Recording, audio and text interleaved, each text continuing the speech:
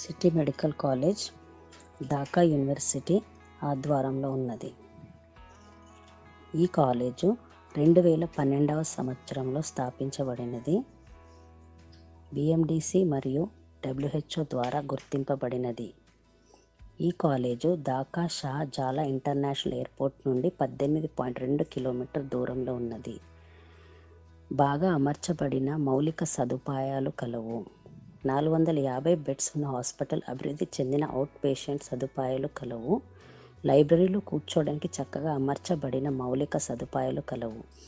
మంచి అనుభవం గల ఫ్యాకల్టీస్ ఉన్నారు. ఆధునిక సౌకర్యాలతో హాస్టల్ వసతులు కలవు.